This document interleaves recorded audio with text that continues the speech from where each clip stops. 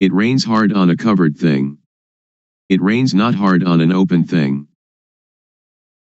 Today we shall talk about how to end dukkha, suffering, according to Buddhism. The Buddha taught that each of us could come to the very important point of the cessation of dukkha. So I shall talk about a simple and direct method of practice according to my own experience. I can assure you that this method can really release you from dukkha. When we talk about a method to end dukkha, the words are one thing and the practice is quite another. The method of practice is a method of developing sati, awareness, in all positions, standing, walking, sitting and lying. This practice has frequently been called satipatthana, the grounds of awareness, but whatever you call it, the point is to be aware of yourself. If you are aware of yourself, then moha, delusion, will disappear. You should develop awareness of yourself by being aware of all your bodily movements, such as turning your hands, raising and lowering your forearms, walking forward and back, turning and nodding your head, blinking your eyes, opening your mouth, inhaling, exhaling, swallowing saliva, and so on. You must be aware of all of these movements, and this awareness is called sati. When you have awareness of yourself, the unawareness, which is called moha, or delusion, will disappear. To be aware of the movements of the body is to develop sati. You should try to develop this awareness in every movement. When you are fully aware of yourself, there arises a certain kind of panya, knowing, in the mind that knows reality as it is. To see yourself as you are, to see Dhamma, actuality, the way things are, the truth of nature, of existence. To see Dhamma isn't to see deities, hell, or heaven, but to see oneself turning the hands, raising and lowering the forearms, walking forwards and back, turning and nodding the head, blinking the eyes, opening the mouth, inhaling, exhaling, swallowing saliva, and so on. This Rup Nam. Rup is body, Nam is mind. Body and mind are dependent upon each other. What we can see is Rup, and the mind that thinks is Nam. When we know Rup Nam, we know reality as it is. When you see with the eyes, you should be aware of it. When you see with the mind, you should also be aware of it. Dhamma is yourself, everyone is Dhamma, whether male or female, Thai, Chinese, or Westerner, each is Dhamma. The practice is with us, and the teaching of the Buddha can really lead us to the extinguishing of dukkha. Individuals are Dhamma, Dhamma is the individual. When we know Dhamma, we will understand that everything is not as we think it is. Everything is samyuti, supposition. This is the panya that arises so that the real teaching of the Buddha can be realized. Whether the Buddha existed or not, Dhamma is there. When you really see this, you will be beyond your superstitions. Once you that Dhamma is yourself, it is you that lead your own life, not anything else. This is the beginning of the end of dukkha.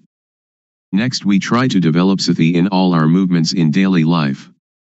For example, when we make a fist or open it, we are aware of it.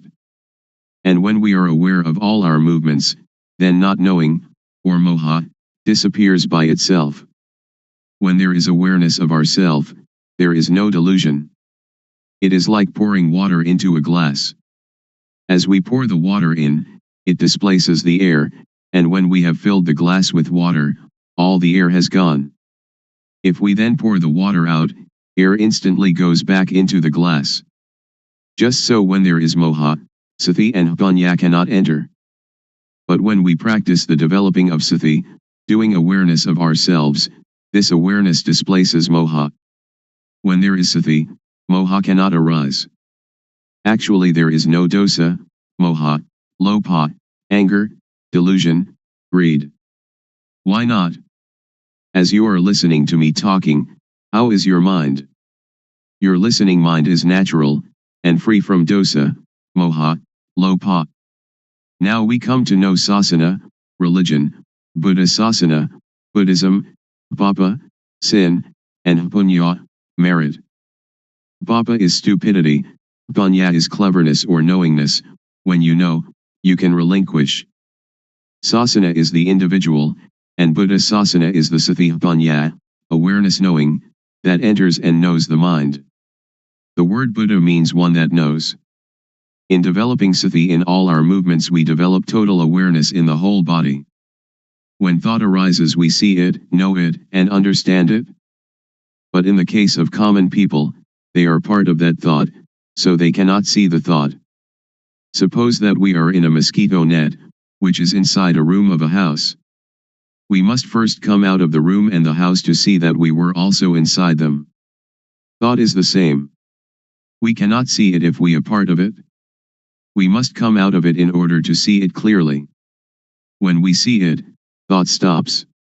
It is just like bringing a cat into our house to get rid of the rats that are disturbing us. Cats and rats are enemies by nature. At first the cat may be very small and very weak, while the rats are large and full of energy. So if the cat pounces on a rat, it is dragged along as the rat runs away, and, after holding on for a while, it must let go. We cannot blame the cat, but we must feed it. We feed the cat often, and soon it is very energetic and very strong. Then, when the rats come, the cat can get them. When the rats are caught they die of shock at once, before the cat eats them. Thought is the same. If we develop sati, then when thought arises we become aware of it, and it stops. The thought does not continue, because we are aware of it. It disappears because we have sati, samadhi, setting up the mind, steadiness of mind, and punya all together at that moment. Sati, or awareness, means to be alert like a cat watching for rats. When thought arises we do not have to be a part of it. It will arise and disappear by itself. When there is sati, there is no moha. When there is no moha there is no dosa, moha, lopa. This is called namrup, nam thinks, and we know the deception, we know it in time, we know the protection, we know the cure, just this is sati. Sila, keeping moral precepts, is normality. Sila is the result of a normal mind. This is the same as sati, samadhi, punya. The method to develop the total awareness that can end dukkha, as I understand it, and as I believe the Buddha taught, is to practice in our daily life. So we need not sit cross-legged with eyes closed. If we sit like that we cannot work. If a thief comes, he will succeed in robbing us, so we should open our eyes, and then we can work at any kind of work and all the time we can practice the developing of sati. Whether we are students, teachers, parents, sons, daughters, policemen, soldiers, or government officials, all of us can fulfill our responsibilities while practicing developing sati. Everybody can do their duty practicing developing sati. How? Since we do not sit with eyes closed, we can go on with our duties and see our mind at the same time. The mind has no real self. As soon as it thinks, we see it, we know it, we understand it. To develop sati is to shake the knowing element of a person. Everybody has the reality in their own mind, but if we cannot see it we do not understand it, but it is still there. Now if we look we see it. When we see like this, it is called seeing Dhamma. Seeing this kind of Dhamma can get rid of dosa, moha, lopa. Magga, the noble path, is the way of practice leading to the cessation of dukkha. The way of practice is to be aware of thought. Our body works according to our duties and responsibilities, but our mind must see thought. Dukkha arises and, because we do not see it, it conquers and enslaves us, it sits on our head and slaps our face, but if we can see it, know it, and understand it, then it cannot defeat us. Dukkha is like a leech that attaches itself to us and sucks our blood. If we try to pull it off, it is stubborn, it resists, and we hurt ourselves more. But if we are clever, we simply use water mixed with tobacco leaf and lime, and squeeze the water onto the leech. The leech is afraid, and drops off by itself.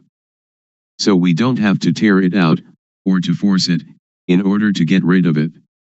This is the same.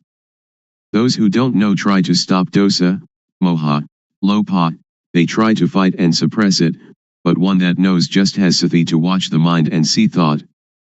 It is like turning on an electric lamp. A person who does not know about electricity will try at the bulb instead of the switch, so the lamp does not light. But someone that knows about electricity knows how to use the switch, and the lamp lights up. Dosa, moha, lopa is like an electric lamp, the thought is like the switch. The thought is the cause of this derangement. If we want to eliminate the derangement, we come to the thought. When we have sati watching thought, dosa, moha, lopa cannot arise. Actually, there is no moha, no lopa and no dosa. We touch the switch here in order to have light there. We develop sati here in order to end all dukkha. Dukkha arises from moha. When we have sati there is no moha and so no dukkha. When we move our hands we feel, and the awareness of this feeling is sati, and when we have sati we are separate from thought and can see thought. You should not pay so much attention to the movement, but use sati to watch conceptual thought. Just passively see the thought, do not stare at it. When thought arises, let it pass away. Actually there is no moha. Moha arises when we are not aware. It is like when we build a new house, there are no rats, but when we fill the house with things the rats come. Sometimes, when people criticize or blame us, we feel disappointment. In this practice, awareness of the disappointment will arise at the same time, like the cat catching a rat. When we can maintain our mind in this way, dosa, moha, lopa cannot arise. When thought, suffering, or confusion arise, do not try to stop it, but observe it, and we will understand its nature. As soon as thought arises, sweep it away immediately and come to be with the awareness. Thoughts, suffering, confused mind, they will go by themselves. Any time that thought arises we know it, even while sleeping. When we move our body while sleeping we also know it. This is because our awareness is complete. When we see thought all the time, no matter what it thinks, we conquer it every time. Those that can see thought are near the current to nibbana, extinction of dukkha. Then we will come to a point where something inside will arise suddenly. If the thought is quick, panya will also be quick. If the thought or emotion is very deep, panya will also be deep. And if these two things are equally deep and collide, then there is the sudden breaking out of a state that is latent in everybody. With this occurrence the eyes, ears, nose, tongue, body, and mind are detached from sights, sounds, smells, tastes, touches, and mental objects. It is like uncoupling the drive mechanism of car. When the parts become independent of each other, the car, although it still exists, can no longer be driven. When this state occurs we do not die. We can still work according to our duties. We can eat, drink and sleep. But now, by the law of nature everything is void, and this is the unchangeable law. Suppose there is a rope drawn tightly between two posts, and we cut it in the middle, so that the rope falls apart. If we want to tie it together again, we cannot. If we untie it from a post to tie it in the middle, then we cannot tie it to the post again. This is like the six senses of one that realizes their original nature. When their eyes make contact with an object there is no attachment, just as a screw that is stripped, without threads, cannot become attached.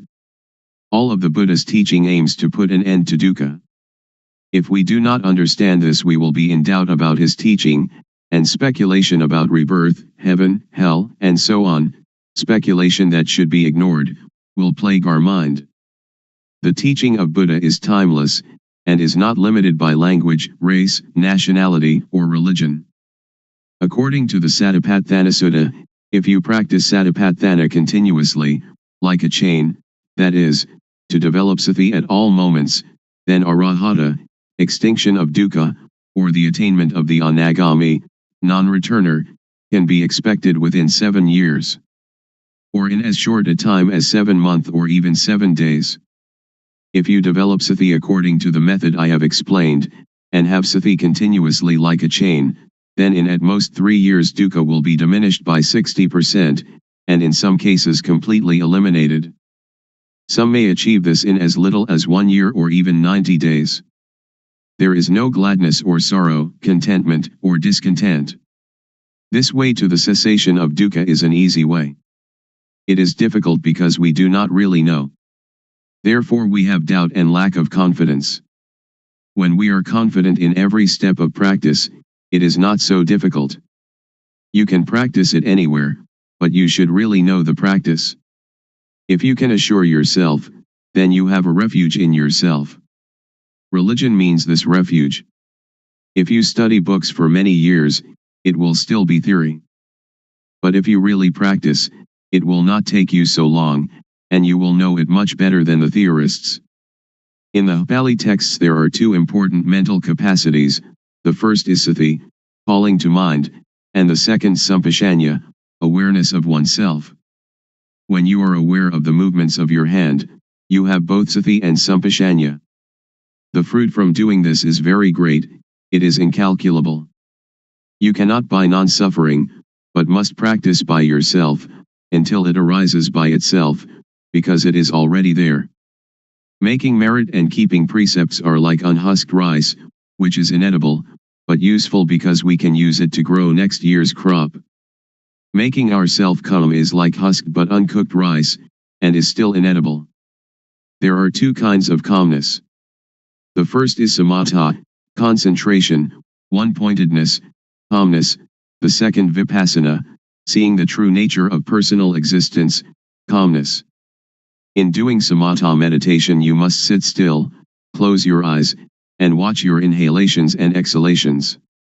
When the breathing becomes very subtle, sometimes you are not conscious of the breath, and you feel very calm, but the dosa, moha, lopa cannot be eliminated, because there is still not knowing, and you are not aware of thought.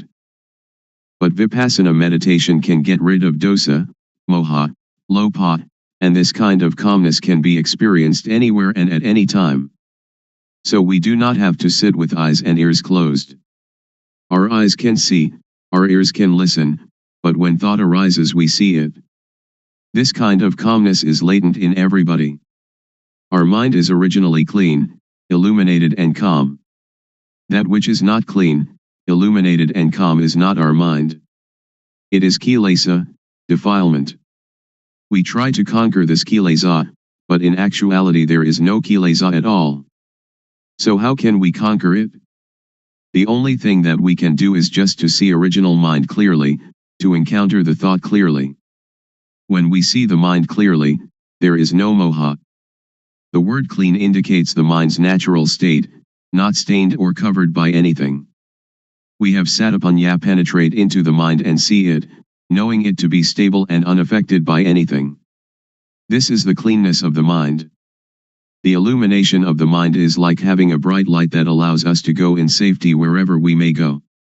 In this radiance we see our life mind all the time, every minute, every second, every instant. This is the illumination of the mind. Calm means cessation, the cessation of dosa, moha, lopa, of all agitation and difficulty, the cessation, too, of seeking any method or system. We need no longer look for a teacher because we really know, for and by and in ourself. When we really know the mind, we know it to be clean, illuminated and calm at all times. When we know the mind, we know how dukkha arises and how dukkha ceases. We know thought every time it thinks. We are even aware of our heartbeat. And whatever our movements are, we know them. We know by watching naturally, without strain or tension. The knowing is very quick, it is quicker than lightning, quicker than electricity, quicker than anything. The knowing is the same as Hapanya, the same as Satapanya, Sati and Samadhi and Hapanya, they are all the same. The Hapanya really knows everything. Even when the slightest sound occurs, we know it. The wind touches our skin, we know it. Thought arising in any manner, we know it. When the thought is deep, the Hapanya is also quick. However quickly thought arises, the Hapanya knows the thought. This is called Hapatijassamuppada, dependent co-arising. When there is no avidya, not knowing, the structure that gives rise to dukkha is broken, because the knowing is there. You may have heard that the Buddha cut his hair just once and it never grew again. This is a riddle. When hair is cut, it cannot attach itself again. This is analogous to cutting off avidya so that it cannot arise again. This is the inviolable law of nature, just like the rope that, stretched between two posts, cannot be tied once it has been cut. When we see this point, we know that it is latent within each person. Then why is it so difficult? It is not difficult, but it is also not easy. It is difficult and it is easy.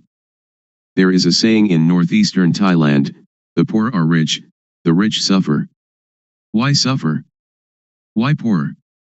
The rich are rich in money alone, but poor in not seeing their own nature. The poor are rich with law of nature. Money cannot bring anybody to this point. Every person has the same ability to reach this point, because everybody has it. It does not matter whether we are woman or man, Thai, Chinese, or Westerner, and it is not dependent on religious belief. We all have the same original mind. This is the law of nature, just as everybody is composed of the same four elements. I can assure you that each and every person can practice, but you must have a sincere mind. I believe the saying that Dhamma existed before the arising of the Buddha. The Buddha was the first one to discover it. Before the Buddha, Dhamma was concealed. The Buddha only uncovered Dhamma.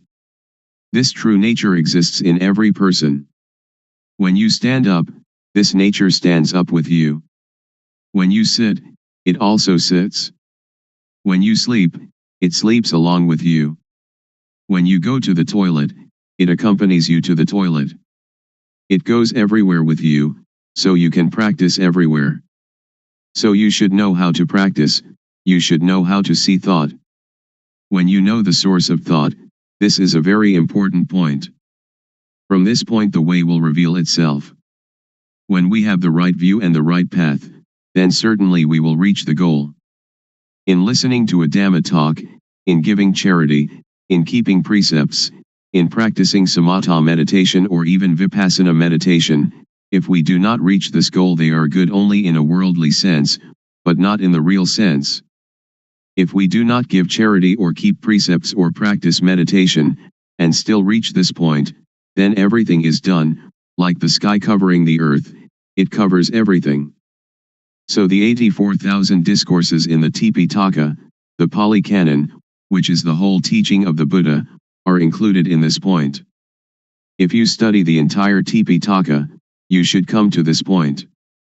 If you finish the entire Tipitaka but have not come to this point, then you still have doubts, and therefore dukkha. Now we do not have to learn any sutta, the discourses of the Buddha, Vinaya, the code of monastic discipline, or Abhidhamma, the systematic analysis of the teaching found in the suttas, which together comprise the Tipitaka, but we have to come to an awareness of this point. When we reach this point, we will know the whole of the Tipitaka. Once the Buddha, walking in front of the forest with a number of monks, grasped some dried leaves and asked those monks, the leaves in the forest or the leaves in my hand, when compared which are more? The monks answered, the leaves in the whole forest are much more than the leaves in your hand, venerable sir. The Buddha then said, Dhamma that I know is great, like the leaves in the whole forest. But Dhamma that I teach you is like a handful of leaves. Please understand the meaning, the Buddha teaches only dukkha and its extinction, nothing else. Studying texts, giving charity, keeping precepts, Practicing samatha meditation or vipassana meditation should bring us to this point, otherwise they are useless. When we reach this point, everything is done.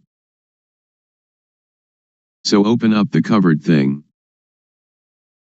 Because every person has doubts in seeking the method to be free from confusion, today I will talk about the method and about the practices that I developed previously.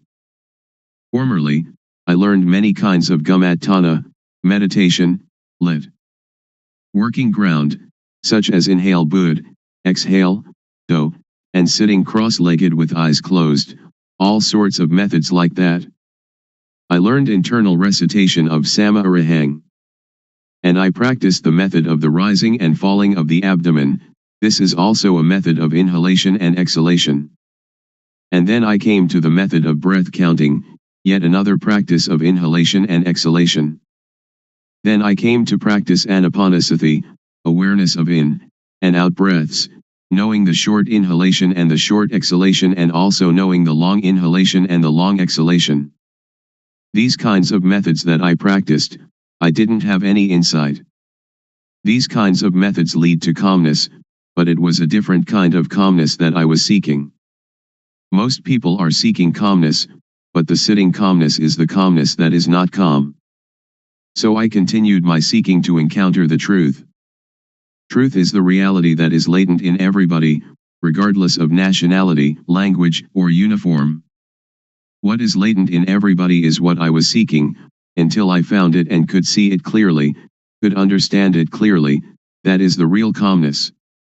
There are two kinds of calmness. The calmness that is not knowing needs to sit quietly and to sit alone. That is not real calmness. The calmness that I am going to tell you about today is the calmness that we don't have to seek. Why don't we have to seek it? Because we know the end of dukkha, suffering. This is called calmness. And we don't have to learn from anyone else anymore. Now, everybody, please listen carefully. First, the method that led me to find real calmness.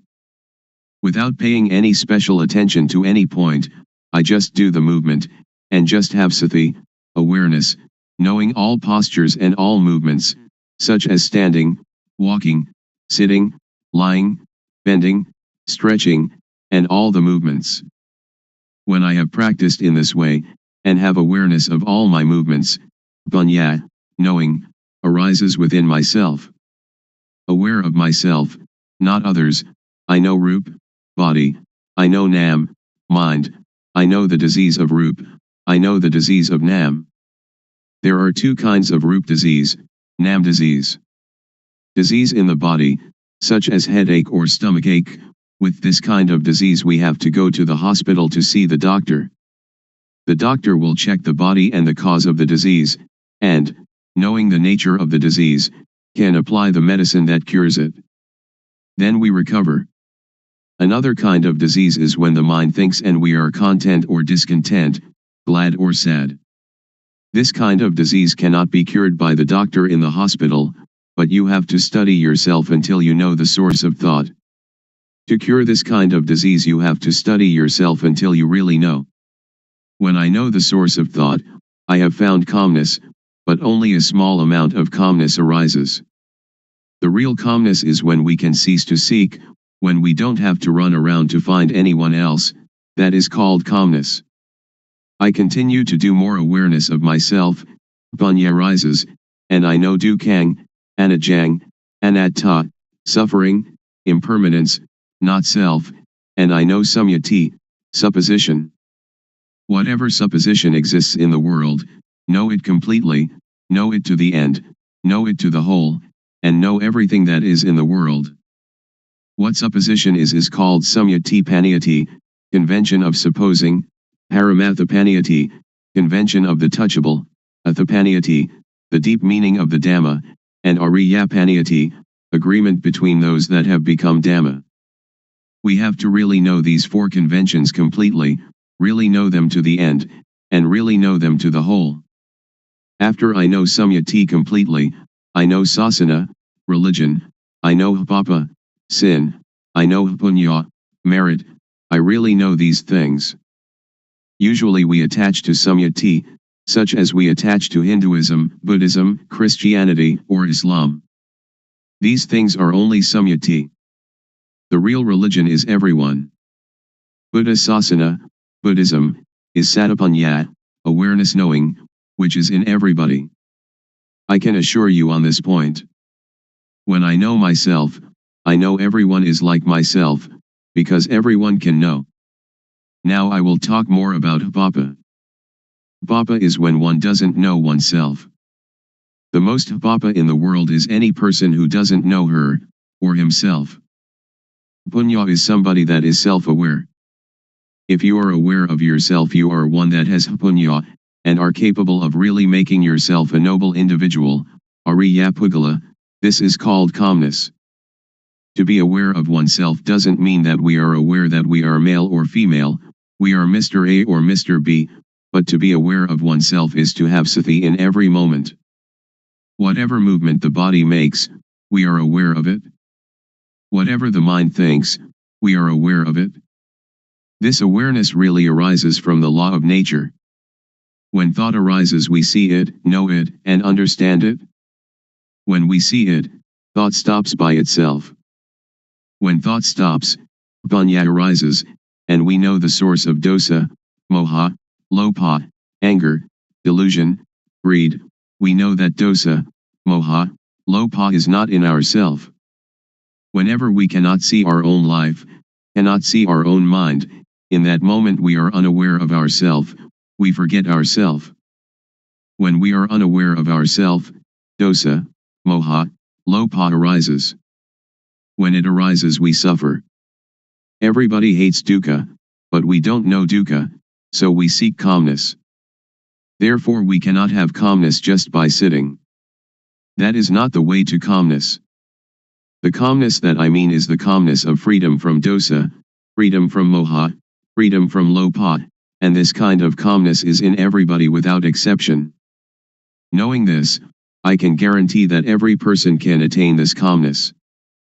Whatever nationality, language, or religion, whether you are a Hindu, a Buddhist, a Christian, a Muslim, or whatever religion, you can learn yourself, because everyone has body-mind. All of you sitting here now and listening to my talk, the mind of everyone is like this. Our life mind is already clean, illuminated and calm, but when we say that the mind is clean, illuminated and calm, we just imitate the words of others, we don't really see it. When we really see it, we will be able to guarantee that it is already there in everybody and that anybody, if they really practice, they must know it, they must see it, and they must have it. When we know it and see it, we can guarantee that this teaching can apply to everybody in any social class and of any age. A millionaire can practice, somebody who doesn't even have one coin can practice. An educated person with many degrees can practice, the illiterate can also practice. I can really guarantee this point, but we have to know the correct method, and see into our mind. Now, all of you listening to my talk, just look into your own mind, and you will know the characteristic of the mind. Here is a parallel. The seed of any kind of fruit, if we plant it in well-watered soil, under good conditions, it will have issue. An ordinary rice or sticky rice or whatever kind of grain we plant, it too will have issue and grow up. This is like every person. If you listen, and understand it, and bring it into practice, you will know. When we don't know and we don't understand, it is like the thin grain, or the husk without any grain inside. When we plant it in the paddy field, it has no shoot, it doesn't grow up. This is the same as when people who come to teach don't really know themselves, they teach others, so other people do not know. I will raise another parallel. Suppose that during daytime the sunlight is dull, but actually the sun is always bright. Our mind is like the sun, it is clean, illuminated and calm, like the sun all the time. But whenever we lose our way from the source of our life mind, we will not see where Buddha is, we will not know where Buddhism is, and we will not see where calmness is. When we don't know, we seek teachers, but that is for somebody who doesn't know. If you want to have calmness, or Buddha, you don't have to do many things. Just come to see the source of your own life. When thought arises, don't enter into the thought, but cut away the thought and come out of the thought immediately. Do it like the cat and rat. When the rat emerges, the cat pounces upon it immediately. The thought is the same. When it thinks, sati or panya will know immediately, thought is stopped. Do it often in this manner. Or it is like boxers. When we face the fighter we have to fight, we punch to the eyes. The fighter will not be able to fight us. Dosa, moha, lopa is the same. When we come to this point, Buddha will arise within ourself. Buddha is the mind that is clean, the mind that is illuminated, and the mind that is calm. Each of us, we are not angry for 24 hours, we are not greedy for 24 hours, but only moha, we do not know it. When we come to know this point, we will know more and more. Panya will arise and arise. It is like pouring water into a bottle. The water in the bottle will come up to the brim. When it is full to the brim, we cannot put anything in it. Sati, samadhi, panya, awareness, setting up the mind, knowing, is the same thing. This can be called calmness in Buddhism, or it can be calmness in Christianity, or we can call it whatever we like. Truth is in everybody. When one knows it, one can live in the world without any dukkha, one can do any work without dukkha. Whether one is a teacher or merchant or parent or worker, only when one knows the method of practice, when one comes to the end it will decrease by itself.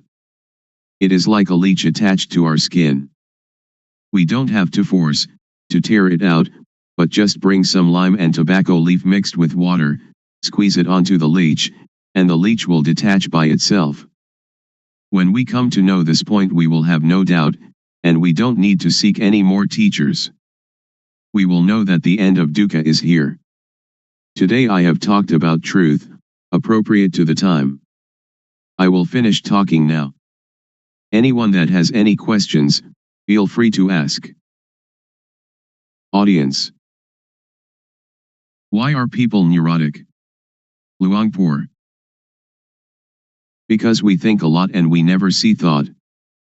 We only see outside ourselves, that this person is rich, that person poor, this person beautiful, that person not beautiful, somebody who has a car only sees their car, somebody who has jewels only sees jewels, somebody with a watch only sees their watch. They never see their own life, their own mind. This is moha, delusion.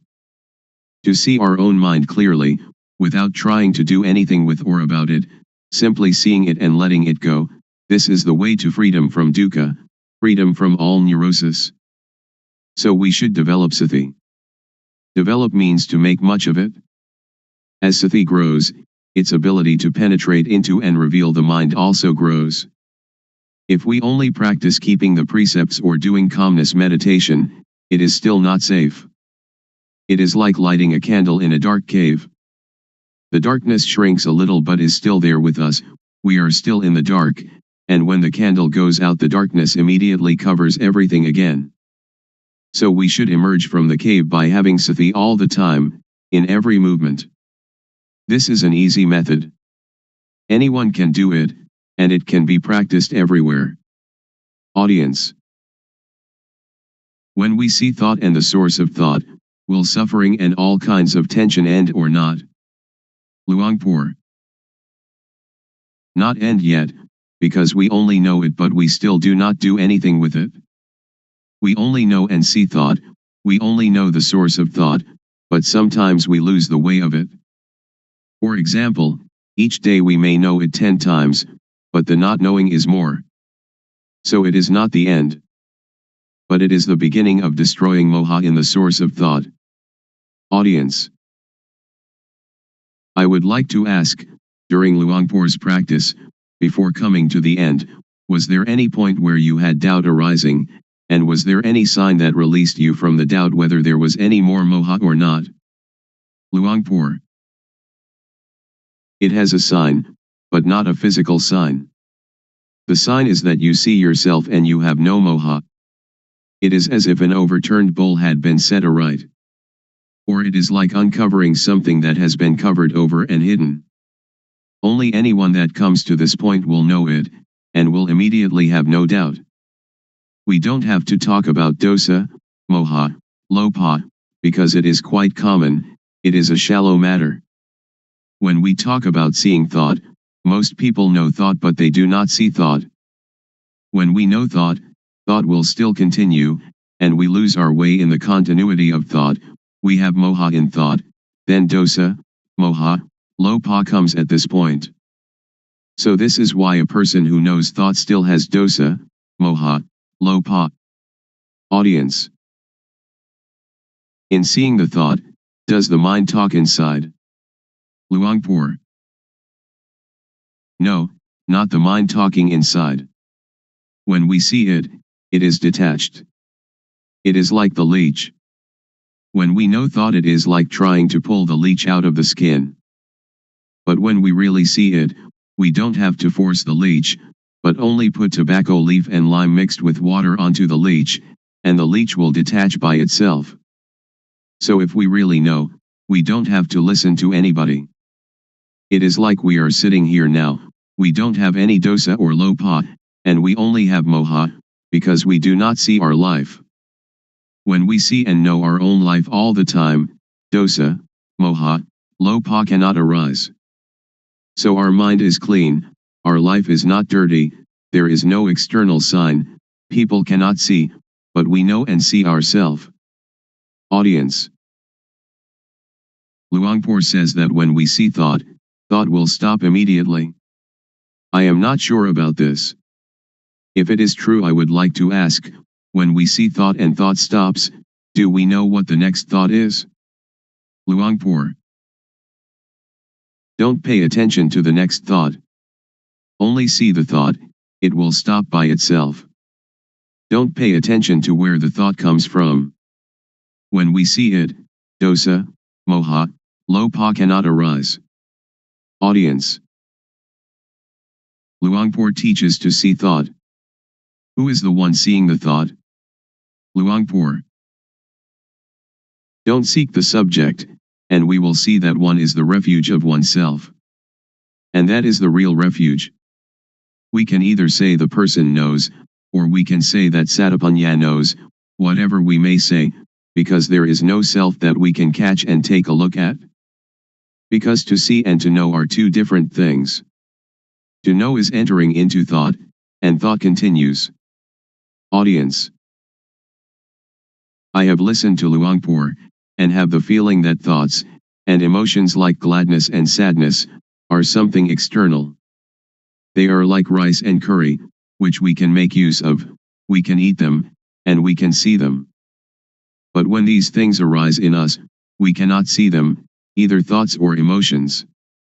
This is not a question, but I would like Luangpor to make it clear. Luangpor. To see thought is one thing, to know thought is another thing. When we see thought, we can detach from thought. When we know thought, we still attach to thought. So knowing thought is the knowledge that belongs to avidya, not knowing, the knowledge of a person who has no panya. But with the knowledge of one that has panya, to know and to see can be separated. It is vidya, knowing, or panya. Panya and vidya will separate thought apart, and that is the end of dukkha. So one that has panya knows like this. But I can assure you that all of you here can do it. Please try it yourself. Just to listen you cannot know it. It is only memorizing. If we practice it, we will come to see clearly, to know really.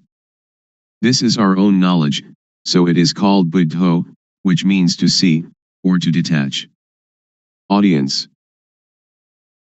When we know truth, and we know it clearly, is there any guarantee that, after knowing the knowledge will not disappear again?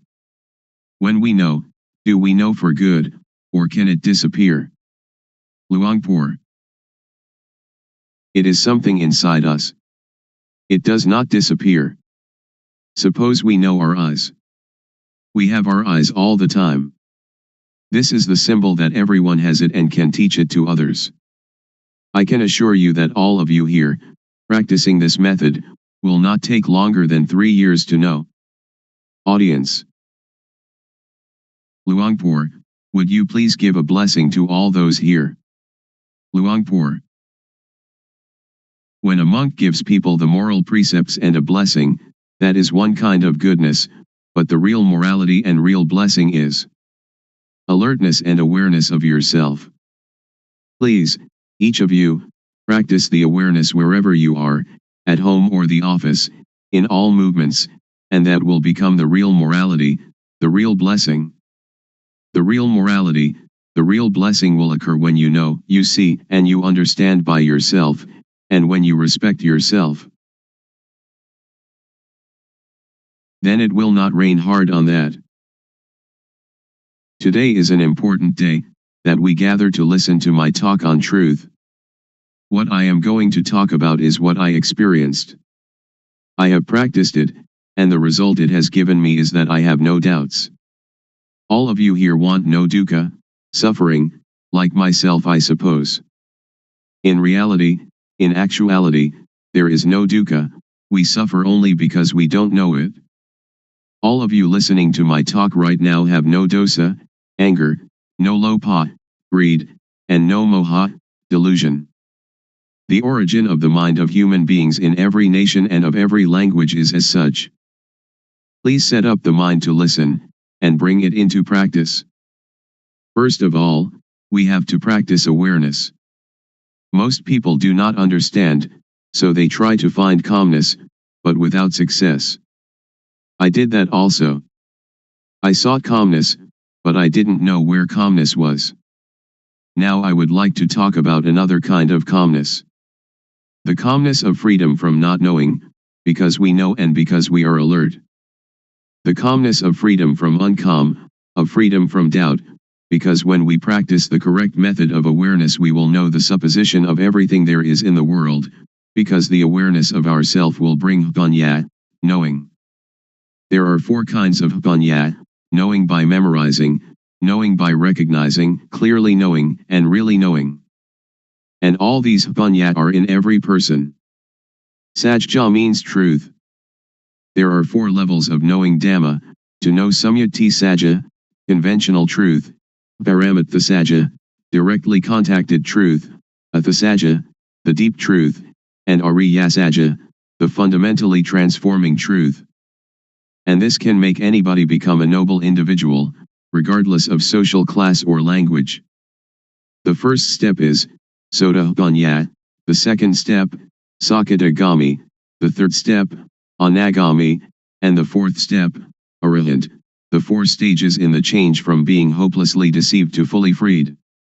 Now in the beginning stage of practice, we know Vatu, thingness, we know Paramatha, mind touchable, we know Akara, change in Jess. The mind will change to be Ariya, noble, because we have clearly seen the source of dosa, moha, lopha, anger, delusion, greed, and then clearly known the source of Vedana, sunya, sankhara, vijnana, feeling, percept, conceiving, knowingness. This is called to clearly know and to really know with jnana-panya, the knowledge of full awareness knowing, that arises from the developing of sati, awareness. Next, we use sati to see the mind, panya will arise, and we will know the source of kilesa, defilement, stickiness, tanha, craving, heaviness, upadana, attachment, and kama, action. Next, use sati to see the mind again, whatever thought arises see it immediately, and we will know the deception, know in time, know the protection and know the cure. We will know how to conquer conceptual thought. Sila, moral conduct, will occur within our own mind. It is not the person who observes sila, but sila observes the person. Sila means normality. Whenever the mind thinks abnormally we see the thought immediately, this is called sila observing us. People who only keep the precepts will not know this mind's occurrence. So sila is a tool to get rid of crude kilesa, to destroy dosa, moha, lopa, to destroy kilesa, tanha, and upadana. Then sila appears. Samadhi, steadiness of the mind, setting up the mind, is the tool to get rid of the median kilesa. Median kilesa is the attachment to calmness. I have done breathing meditation, which brings calmness, but it is the kind of calmness dependent upon moha. I did that because I didn't know the real calmness at that time. Now I know calmness. Real calmness is clearly seeing, really knowing, and really understanding.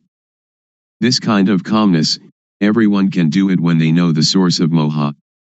Whether you are a teacher, student, merchant, or homemaker, you can do it.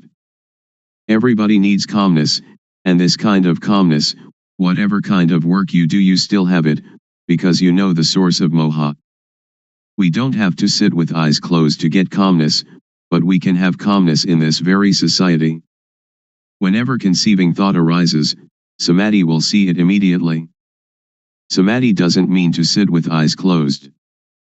Samadhi means setting up the mind to see our own mind, to see our own work. Now panya gets rid of the subtle kilesa. We know the subtle kilesa when we know the source of thought whenever it arises. Whatever we do now, we have normality in speech and mind. When all these conditions gather, there will arise a kind of jnana, insight knowledge, and it will break apart from the person. Only the one that practices will know. All of you sitting here now have as yet no jnana, but the non-suffering and non-happiness is already there. When we don't have jnana, we don't know it, so we seek calmness. Now, as you are sitting here, look at your own mind. You don't have jealousy, ill will, and aggression. Now your mind is indifferent, not suffering and not happy, beyond good and evil. This state is in everybody, and this is the calmness that everyone is seeking. Somebody who doesn't know comes to teach people. A lot of people follow that person and sit with eyes closed, trying to find calmness.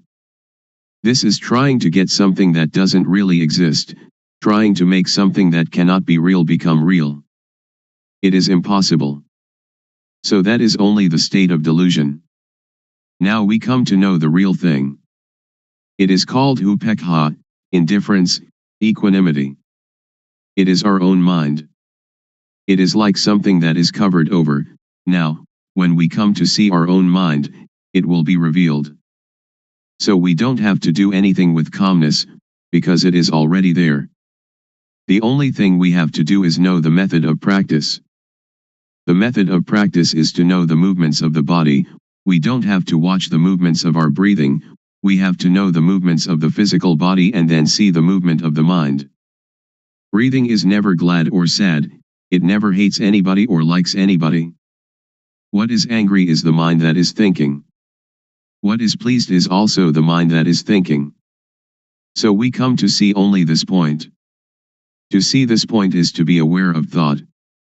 In order to see thought, don't enter thought. As soon as it thinks, detach from thought, like a cat catching a rat. We don't have to teach the cat to catch rats, but whenever a rat comes the cat will get it. The clear knowing and real knowing is the same thing. Most people understand panya only as memorizing and recognizing. Very few know clearly and know really. Anyone that will clearly know and really know must make an effort always. Wherever they go they always watch thought, going to the toilet, eating food, whatever they do they look at thought. When we watch thought a lot, like a cat watching for rats, then when thought arises sati or panya will clearly see immediately. This is called panya, getting rid of the subtle kilesa. When we come to this point it is like the hidden thing is revealed, and we will know all religion, we will see with self-understanding the teaching of any religion. We will understand Hinduism or Christianity. We don't understand now because we just memorize from the texts. That is only a kind of history. Now we come to study at ourselves. Reality is in us. Texts are only the words of other people. We come to see our own mind, and we will be another knowing individual. I will stop now. Anyone that has questions can ask. Audience. Luangpor teaches that when we go to the toilet we also watch thought. Shall we watch our walking, or shall we watch thought, or what shall we watch? Luangpor. Thought arises even when we do not pay attention to it. So when it arises we will see it, we will know it, we will understand it. If we pay too much attention trying to see it, it will not think. So we should practice in an indifferent, detached way. When it thinks we will know. Samadhi is also awareness. When you are aware of yourself, that is samadhi. When it thinks and you see thought, that is samadhi. Audience. When I sit I can watch the thought, but when I walk to the toilet and intend to see the thought, when thought arises should I stop walking and see the thought, or what should I do? Luangpor. You don't have to stop walking, just be aware of yourself. When we are aware of ourself, that is samadhi. Whatever movement we make we will know it. Unintended thought will arise by itself. If we do not see it we will attach to it, and this is dukkha. So we come to know the cause of dukkha. Normally our mind is indifferent. It can think without dukkha, and we know that it thinks without dukkha, but when we do not see thought we follow thought, we enter the cave, and that is dukkha. To see thought is difficult for somebody who doesn't understand, but it is easy for one that understands. To see thought doesn't concern any kind of work. We can write, and when thought arises we see it. When we walk to the bathroom, or when we are bathing, and it thinks, we just see it. So we don't have to do anything with calmness, because calmness is already there.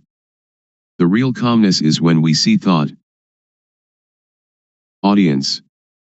So we don't have to stop thinking. Luangpor. Right. Just watch the movement of the mind. Don't force the mind not to think, don't try to prevent or force the mind not to think, don't try to prevent or get rid of thought.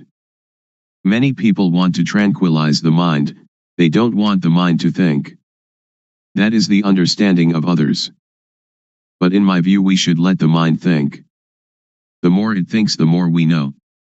It is like when we dig a new well, the water is at first full of dirt. So we have to empty out the water, bucketful after bucketful. We don't have to stop up the hole out of which the water is flowing, but we let the water flow, as much water as possible, and we continue emptying out the dirty water. We clean the edge of the well and continue emptying out the water. We do it again and again. We do it until all the dirt is gone and the water flowing out of the hole is clear and pure. If anything were now to fall into the well we should see it and know it immediately. So we don't have to stop the mind from thinking. Sometimes it thinks this, sometimes it thinks that, but we just see it immediately, like cat catching rat, and the more it thinks the more we empty it out. When thought arises we see it, that is the important thing. Audience. When we sleep and when we are awake, do we watch thought in the same way? Luangpor. The same.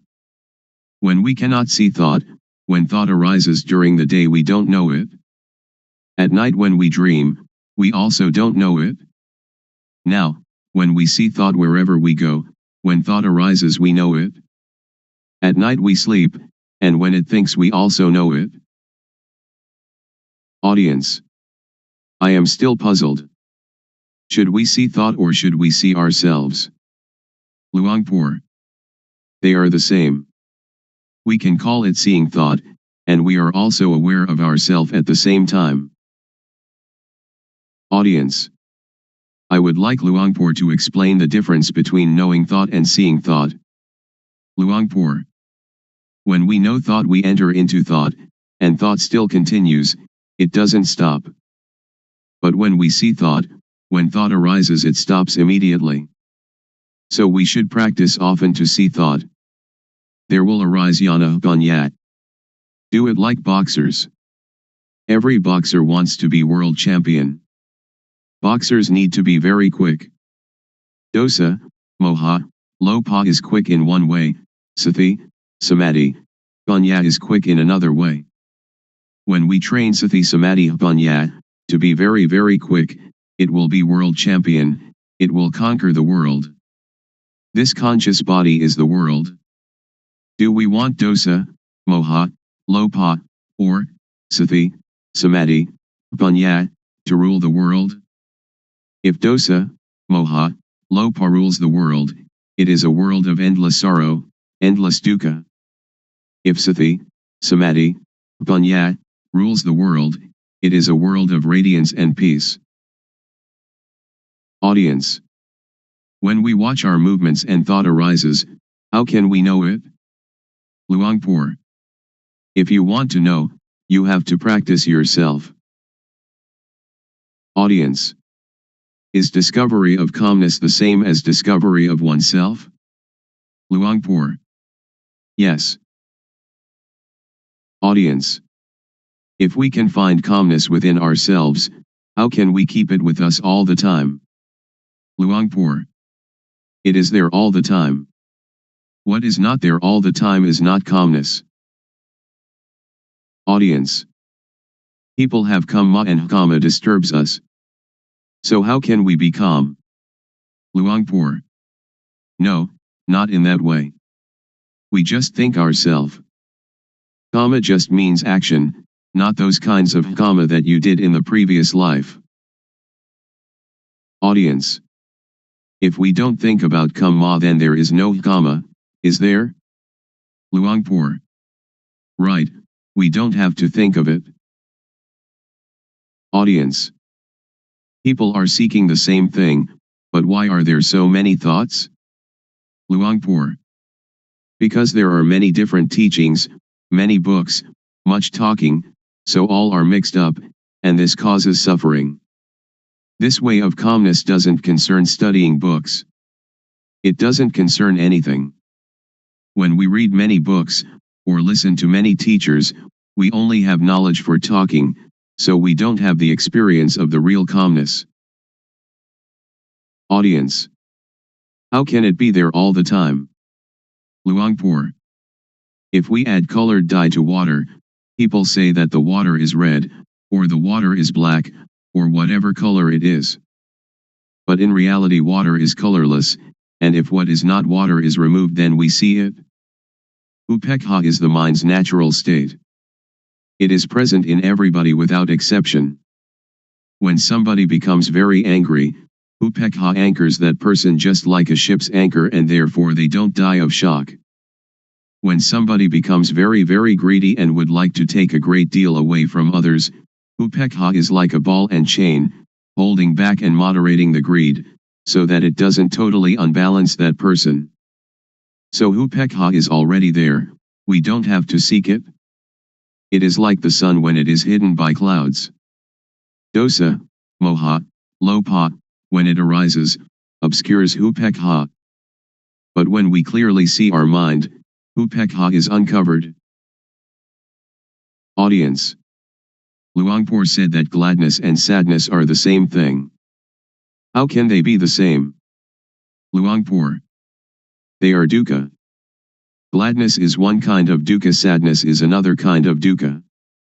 Unknowing people live with dukkha, eat with dukkha, walk and stand and sit with dukkha, sleep with dukkha, wherever they go they bring dukkha along. When they see a movie they laugh, laughter is a form of dukkha. When they meet with sadness they cry, crying is a form of dukkha. Gladness and sadness, both of them are forms of dukkha. Just so, I imagine that there are two kinds of darkness, white darkness and black darkness.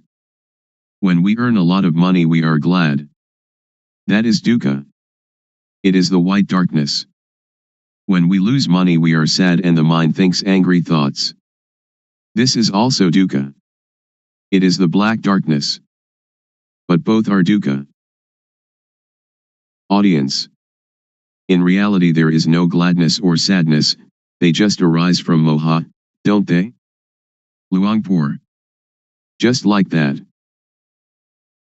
Audience. Luangpor said that all kinds of gladness are dukkha. Is there some kind of gladness that is not dukkha, for example love between husband and wife? Luangpor. All are dukkha. Audience. How about gladness in Dhamma, or sometimes when we look at the sunshine we feel happy? Luangpor.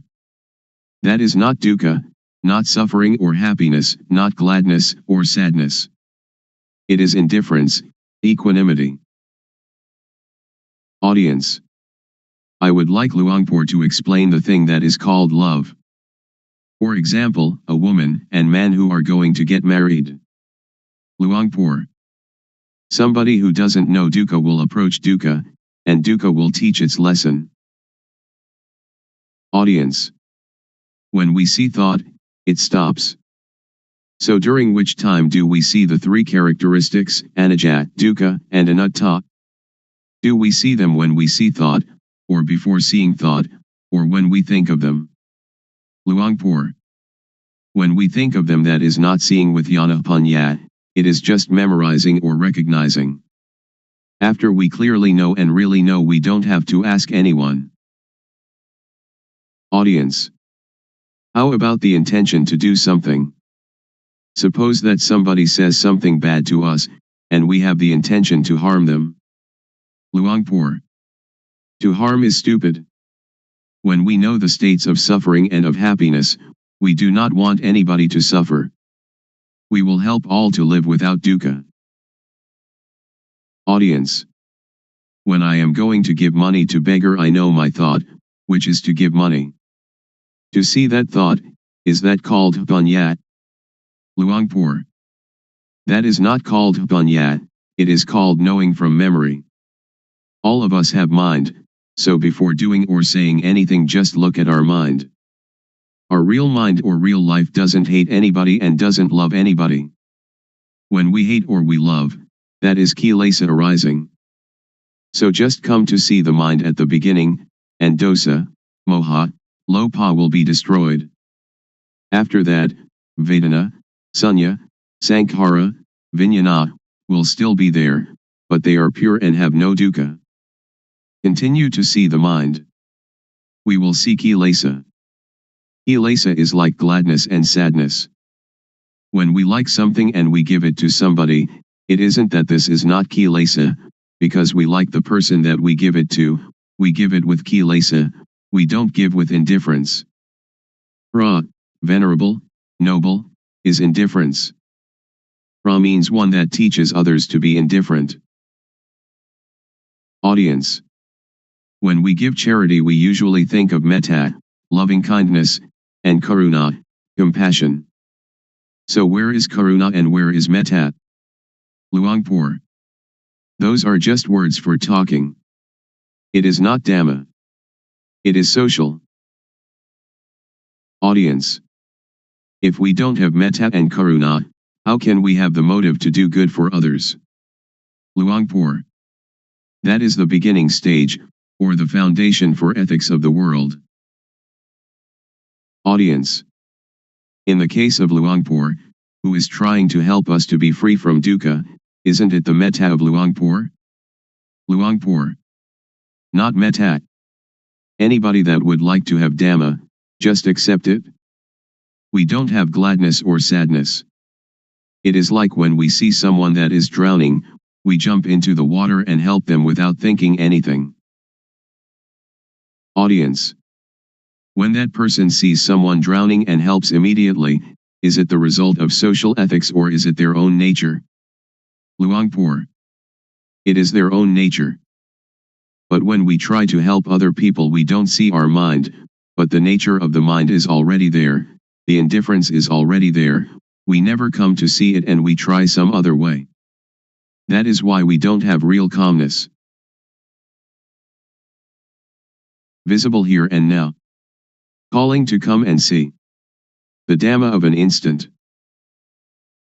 Today I would like to bring to you the truth, as I have heard it from the elders, who passed this truth on from generation to generation. It may be that you've heard it, it may be that you haven't.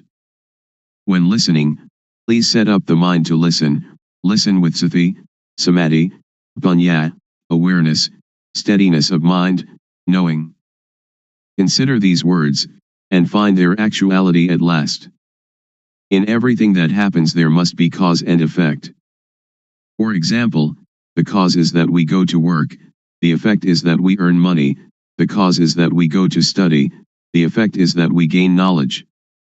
So the knowledge is the result of the study. Therefore the cause is to be diligent and the effect will be truly useful. The elders used to teach that the cause is developing sati, awareness, the result is the knowledge that arises. They have said so.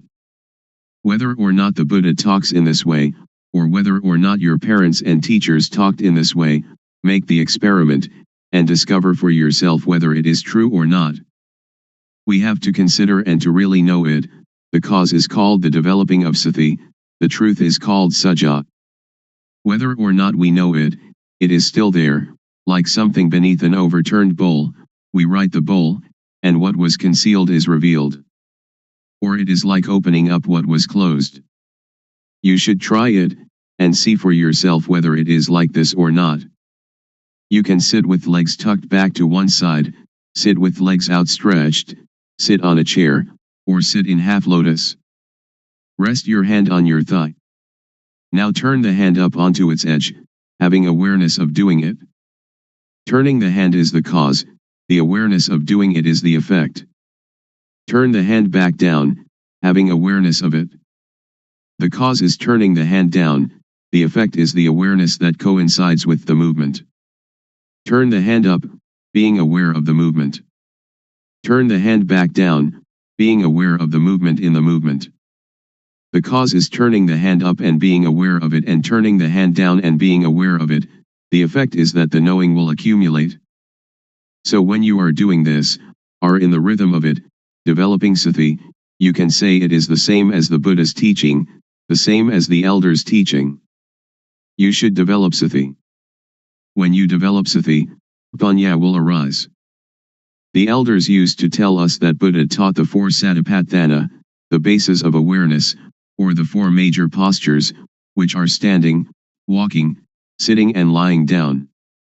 You have sati in these postures, then you have the sati to know other, minor movements. In all minor movements, stretching, bending, and all other movements, have the sati to know it. The effect will be the knowledge that arises. Some people may say that this accords with the texts, some may say that this does not accord with the texts, but please listen, and try to practice yourself. If it is useful we use it. If it is useless we cast it away. The knowledge that we have learned, we know it already, but the knowledge we have never heard, please try it and find it for yourself. This is a practice I have done. Sit comfortably, back erect, hands palm down upon the thighs. Now turn the right hand up onto its edge, being aware of the movement. Then raise the hand straight up to chest height, being aware of the movement. Then bring the hand down to rest on the abdomen, being aware of the movement. Now repeat these three movements with the left hand. Then, having sati in each movement, move the right hand up the chest, then swing it out to above the right leg, then lower it to rest on the thigh, and then turn the hand back down again. And now repeat these four movements with the left hand. This is rhythmic practice. It is called the minor movements. Humans cannot stay still, so we find some work for the body to do and then use the sati to be with the movement. You can call it sati or you can call it samadhi. The feeling is called sati, samadhi is setting up the mind. When you do it, have awareness of it. If you don't set up the mind, then you will not know. When you blink you know it. We blink since our birth from our mother's womb, but we don't know it. When we look to the left or look to the right, we don't know it. We don't have sati, samadhi. We have only the usual sati samadhi but we don't set up the mind to know it. If we set up the mind to know it, the sati will be newly built sati. Samadhi is setting up the mind. We breathe since we were born from our mother's womb, but we don't know it. Now we set up the mind, and breathe in and out, then we know it. When thought arises, then we know it. The knowing is caused by the developing of sati. So I would like all of you to take this teaching and use it. Ordained, all right. Not ordained, all right. Believe any religion, all right. Wear any uniform, all right. Keep the precepts, all right. Don't keep the precepts, all right. Give a lot of charity, all right. Don't give any charity at all, all right. If you don't develop sati, then you will not know, even though you make merit, keep the precepts or practice a lot of calmness meditation. The knowing will arise because of the developing of sati. When we have more and more awareness, then the unawareness, which is moha, or delusion, will fade away. When we have more and more sati, more and more samadhi, panya will arise. This is called panya parami, the perfection of wisdom. I do not talk according to the texts. Panya is already there. Parami means the readiness to know, if we practice in the right way. If we practice in the wrong way, then we will not know. Now if we know the real thing, not knowing outside ourself. We know within ourself. We know ourself. Sitting here we know ourself to be Rup Nam, body, mind. Turning the hand up is Rup Nam, turning the hand down is Rup Nam, continuing turning the hand up and down is Rup Nam. This is knowing Rup Nam. Then we know the action of Rup Nam. When Rup acts, Nam acts simultaneously. When Rup Nam acts we know it. We know it because of the developing of sati. Panya arises because of the developing of sati. We know Rup disease, Nam disease. This born Rup has disease, like headache, stomachache, fever, and so on. Another kind of Rup disease, Nam disease, thought is Nam, but when it thinks it is the Rup.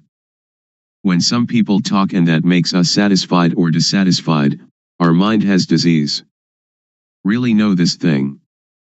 The developing of sati is cause, the arising of panya is effect. After knowing Rup Nam, we come to know Dukkhang, Anajang, Anatta, suffering, impermanence, not self. People have taught that Dukkhang, Anajang, Anatta, is white hair, wrinkled skin, broken teeth. That is true, but not true according to the developing of sati. The developing of sati will cause panya to arise, that turning the hand up is Dukkhang, lowering it is Dukkhang. Dukkhang is with the Rup. Rup is a kind of lump of dukkha. Dukkhang is unbearable. Anajang is unstable. Anatta is uncontrollable. It is like that all the time. If we know it, it is like that. If we don't know it, it is also like that. So Dhamma, which makes a person become a Buddha, is there before the Buddha. Dhamma exists in everybody. It depends on the owner of each body to make this knowing happen. If we are able to know it, then we will know it. It is like the overturned bowl, whether it is overturned or set aright is up to us. Now we come to know sammuti, supposition. Know all kinds of samyati completely. We know that money is just a kind of metal, just a kind of paper, but we conventionalize it. Woman and man are samyati as well. When we don't know it, we suppose it to be woman and suppose it to be man. But if we don't suppose it, then we don't know them. Ordination and disrobing, monk and novice, all are samyati, just take a piece of cloth to wear. The knowing is sati, samadhi, panya, and saja is truth. If it is true by samyati we know it. If it is true by paramattha, direct contact by the mind, we know it. Ghosts and deities are all sammuti. Have we ever seen them? A ghost is a person who acts, speaks, or thinks evil. The body doesn't do anything, it is Rup, like a doll. The thing that moves is the mind. Deities are the same, we suppose them. When we don't really know samyati, we don't know. We really don't know. I can guarantee that we don't know. I myself didn't know. But others may have, I don't know. I have done many kinds of meditation, like Buddho, Samarahang, counting breaths, the rise and fall of the abdomen, and sitting and observing the breath, but I really didn't know, the knowing didn't come, didn't arise. It led to calmness and attachment to calmness. So calmness, or samatthana, the working ground for tranquility, is like putting a rock on top of weeds. When we take the rock off, the weeds will grow better than before, because the soil has been kept moist. Vipassana means clear insight, a complete uprooting. This is the real knowing. Anyone that does it will know it. Anyone that was born as a human being can do it, regardless of race, language, or religion. But we have to understand the correct method. Also, we know sasana, religion. Sasana doesn't mean temples. The temple is just the supposed sasana. This is called samyati paniyati, convention of supposing. Paramatha is the real thing, which exists in humans. Everyone is sasana. They say that sasana is teaching, they teach and the ear hears, then sati, samadhi, panya considers it, and becomes knowing. Really know that, oh, everyone is sasana. To destroy sasana doesn't mean to destroy temples or Buddha images, or Bodhi trees. To destroy sasana means to say bad things to people, to hit people, to kill people, which is great evil. So sasana is humanity. To curse someone is to curse sasana, to injure someone is to injure sasana, that is what evil is. Now Buddha sasana, Buddhism. Buddha means, one that knows. The body is like a doll. Sati, samadhi, panya is the knowing. So Buddha means sati, samadhi, panya, or the mind that is clean, illuminated and calm, which exists in everybody without exception. Now we talk about papa, sin. Papa is not knowing, darkness, stupidity. We fear papa, but why don't we make ourselves realize, so that we will be free of that fear? Panya, merit, is knowing clearly. People, when they come too close to monks, they fear papa. It is as if monks are the papa itself. That is just samyati. Now we don't have to fear papa. If we cannot conquer papa, then we will have no chance and no time to conquer it. Don't fear papa, but try to conquer papa. This doesn't concern making merit, keeping precepts, or vinaya, the code monastic discipline. The developing of sati is dhamma, is vinaya, is sila, normality, and is everything. We know all this because we develop sati. If we do not develop sati, but just study, that is only to memorize, not to see clearly or to see really. The developing of sati is to know clearly, to know really. When one knows, one can assure oneself and others. Anyone that does it will know it, because everyone knows the same thing. The knowledge is the shared object of developing sati. The result of developing sati can end dukkha. We don't attach to samyati, we will not fear ghosts, we will not fear deities. We don't attach to any samyati at all, because anything that does not exist we don't have to fear. Ghosts and deities have no real existence, just samyati. A ghost is somebody who speaks, thinks, or does evil. A deity is one that speaks good, thinks good, or does good. We know how to be human. Ghosts arise in people while they speak, think, or do evil. When anger arises, and we can stop anger, that is human. When we can make our mind calm and clean all the time, that is deity, a mind worthy of respect. When we know like this, we can break through. So Vipassana has this object, the 6 sense bases, eye, ear, nose, tongue, body, and mind, the 5 aggregates, that is from the texts, the 12 bases, the 18 elements, the 22 faculties, the 4 noble truths, and the 12 patijjasamuppada, dependent co-arising. We learn from the texts, we study it, but we don't know it. We just know from memory. When we come to develop sati, the knowing will arise, that is the real thing. When we use sati to watch thought, whenever thought arises we know it, because when we move we have sati. Thought has no real self. When thought arises we have sati and know it, like a cat watching a rat. When the rat emerges the cat catches it immediately. This is the same. When we have sati in each movement, when thought arises we know it, see it, and understand it. This means that we can untie it and conquer it. The elders said that to conquer others 100 or 1000 times has not the benefit of conquering oneself just one time. To conquer oneself is to conquer thought. When thought arises we see it and know it. Then it cannot proliferate. Whenever thought arises we know it. When we develop more and more sati, there will arise jnana panya, knowledge arising from full awareness knowing, to know clearly, to know really. Vatu, thingness, means everything in the world and in ourself, we have to know it all. Paramatha means, everything that exists in the world and in ourself, seeing it, having it, being it, right now in front of us, touchable with the mind, we have to know it all. Agara means, that everything in the world and in us can change. When we clearly comprehend it, then we see, know, understand, and touch, dosa, moha, lopa, anger, delusion, greed, because it is vatu, paramatha, akara. After knowing this the mind will be very cheerful, and can see, vedana, sunya, sankhara, vijnana, feeling, percept, conceiving, knowingness, not being dukkha. The real pra, noble, inheres in this. Pra doesn't mean you shave your head, but means the quality of the mind. Paramatha means the real thing. The real pra is in everybody without exception.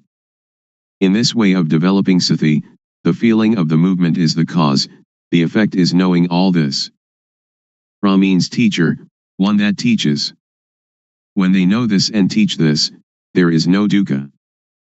A real pra knows samyati panyati, paramatha panyati, attha panyati, and ariya panyati, the four levels of designation. The mind has changed and we will really know this. If we know other things it is not correct.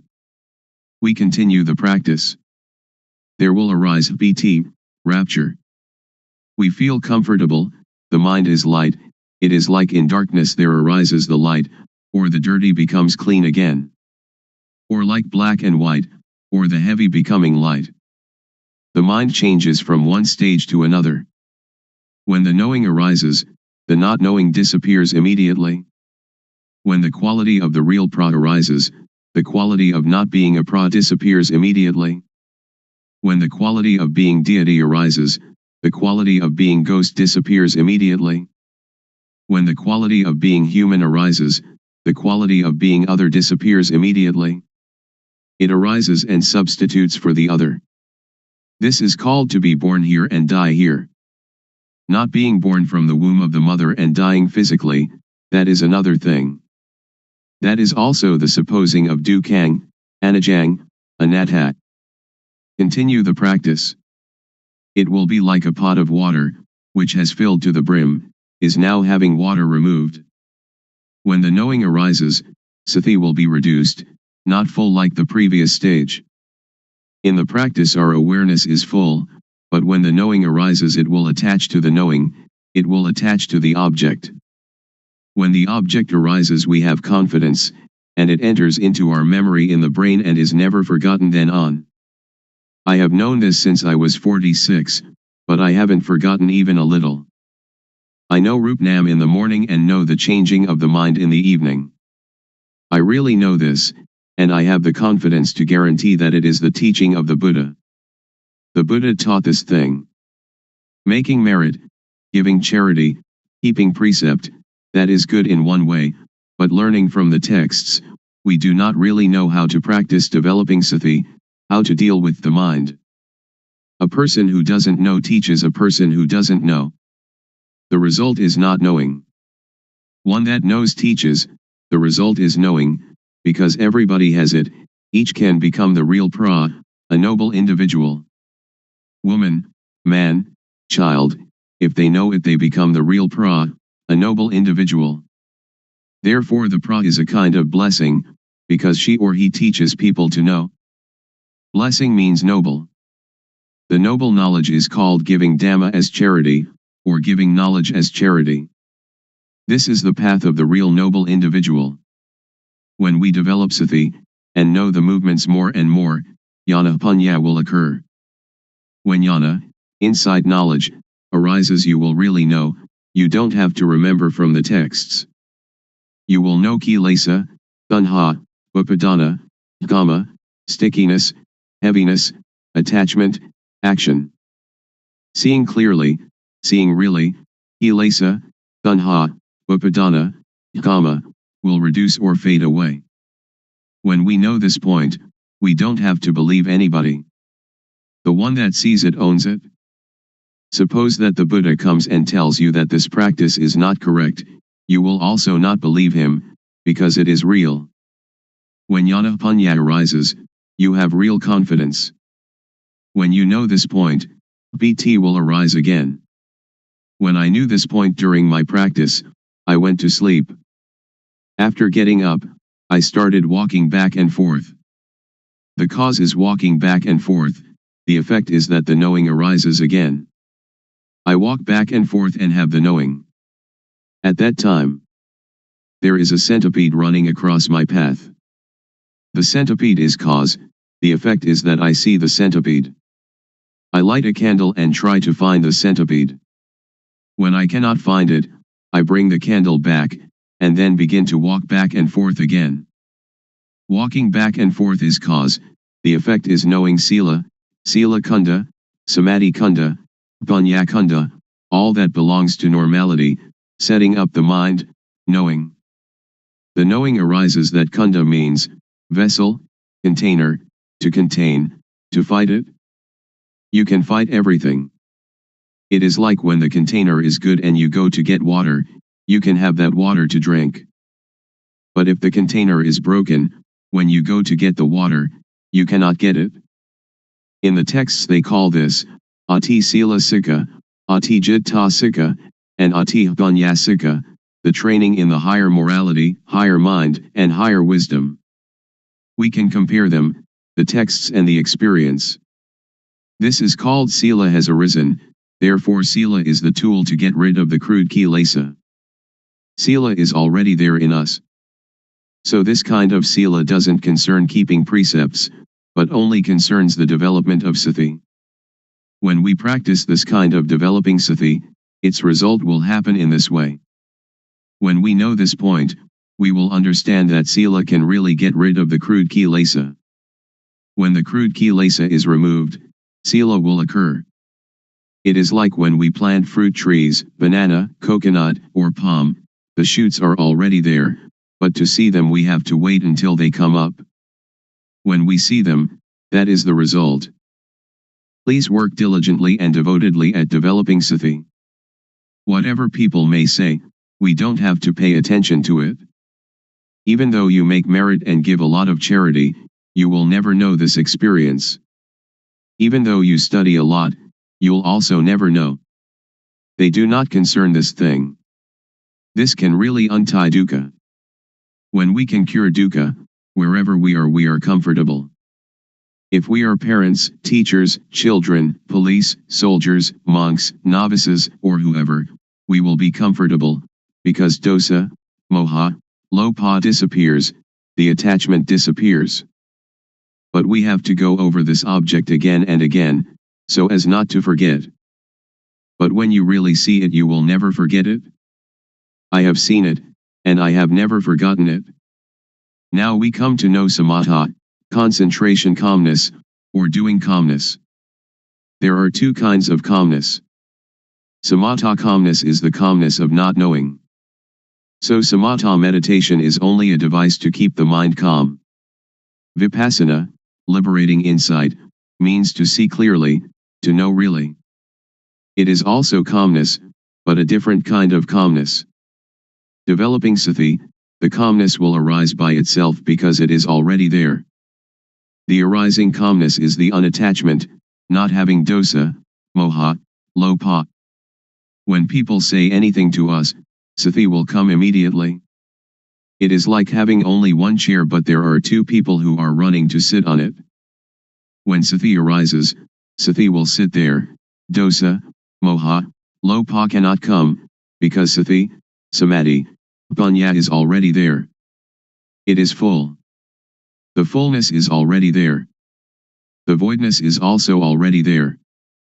It is like an empty glass, which has air inside it but we cannot see the air. When we pour water into it, water will substitute for the air, all of the air. The matter of Sati is the same thing. I can really assure you. Suppose there is somebody who says bad things to us. Sati will come, and we can see it clearly.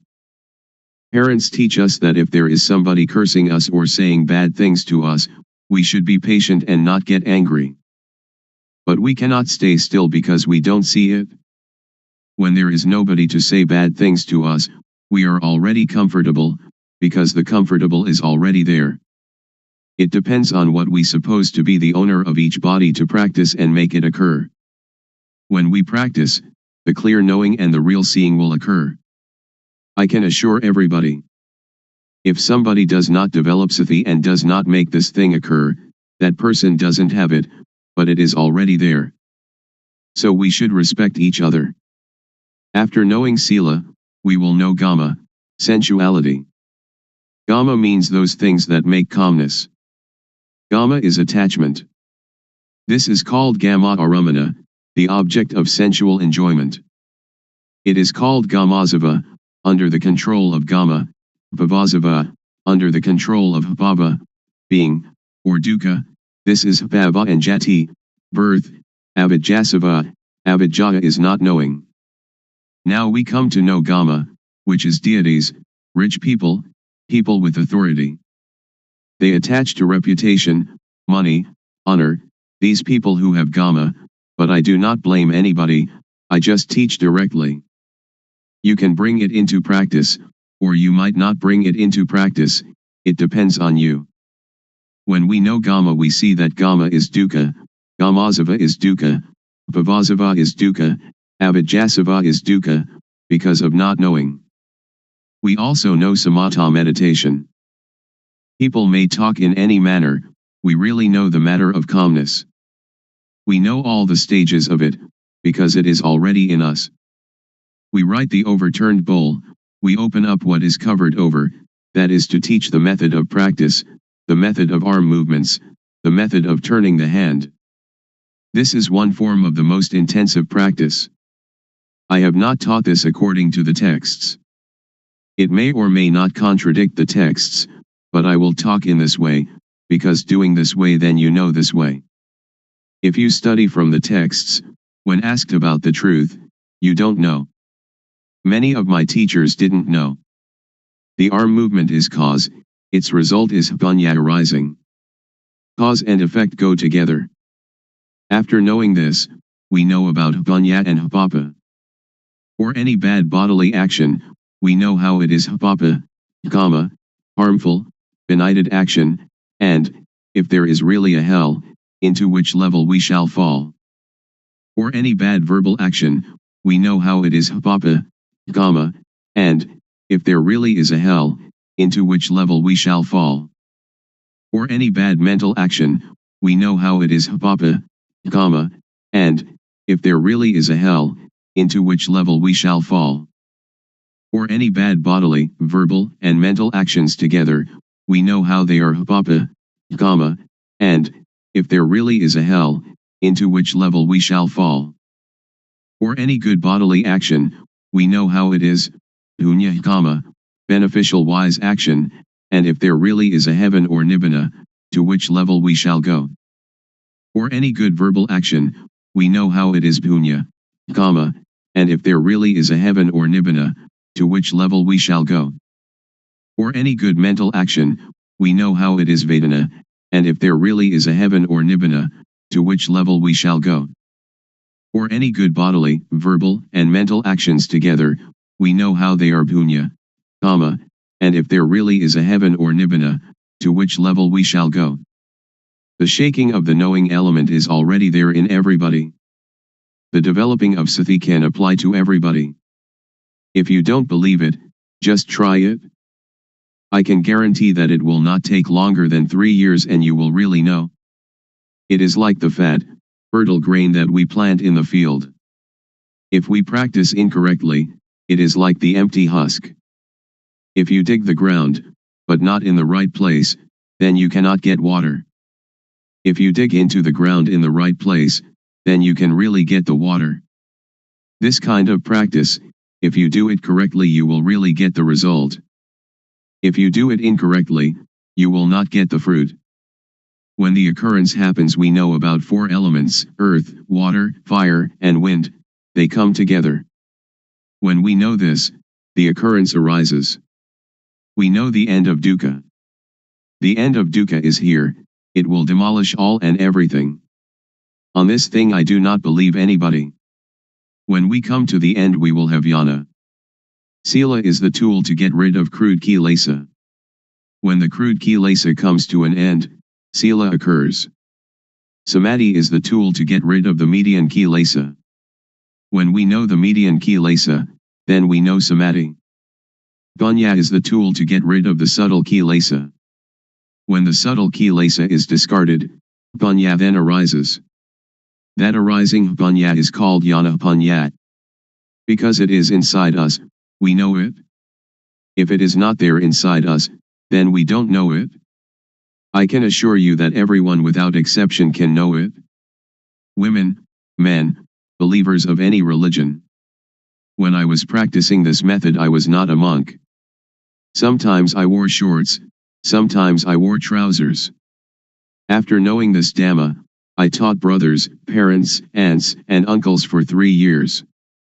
They knew, but they knew little, but still they knew the real pra, knew the supposed pra, knew samyati panyati, paramutha panyati, attha panyati, and ariya panyati. The mind changes from commoner to noble individual.